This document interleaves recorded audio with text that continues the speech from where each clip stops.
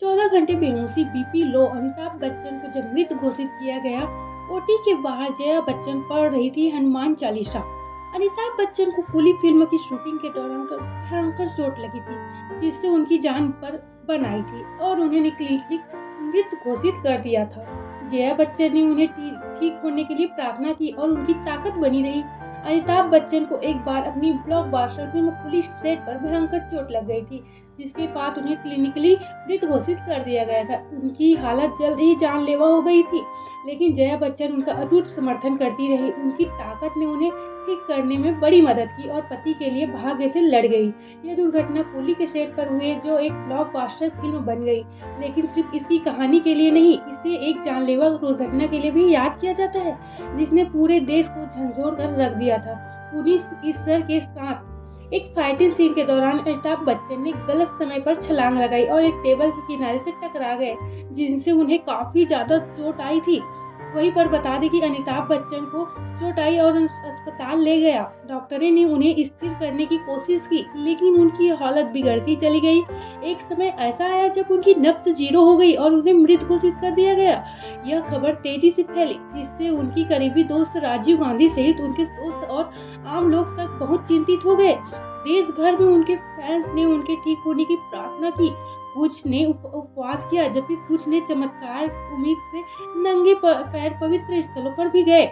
सालों बाद सिमी ग्रोवर के साथ एक इंटरव्यू में अमिताभ बच्चन ने चिकित्सीय रूप से मृत घोषित किए जाने के भयानक अनुभव के बारे में बताया। उन्होंने बताया कि दुर्घटना के कारण उनकी आंख में गंभीर चोट लग गई थी, जिससे वो कोमा में चले गए थे। सर्जरी के बाद उन्हें बॉम्बे ले जाया गया, लेकिन जब टाके टूट गए तो मुश्किलें पैदा हो गई, जिसके लिए एक और ऑपरेशन करना पड़ा। इस दूसरी सर्जरी के बाद वे 12 से 14 घंटों तक बेहोश रहे।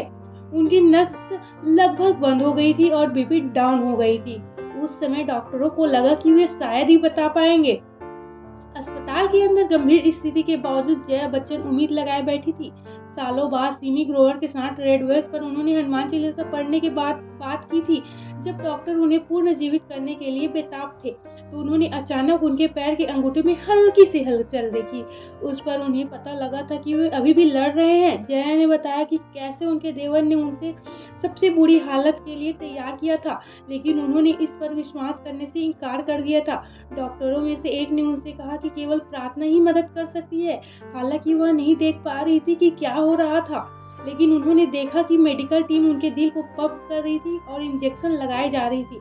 जब सारी उम्मीदें खत्म हो गई थी, तब जया ने अमिताभ के पैर के अंगूठे को हिलते हुए देखा और तुरंत चिल्लाई, वह हिल गया, वह हिल गया। कुछ ही समय के बाद वह बेहोश होश में आ गया। भले ही बीक का होश आ गया था, लेकिन उनका संघर्ष अभी भी शुरू ही था। अगले दिनों में उन्होंने कई सर्जरी करवाई, जिससे उनके स्वास्थ्य पर बहुत बुरा असर पड़ा। रिपोर्ट्स बताती है कि उन्होंने अपने शरीर की लगभग 75% ताकत खो दी थी। वह चल तक नहीं सकते थे और उन्हें बुनियादी हरकतें फिर से सीखनी पड़ी।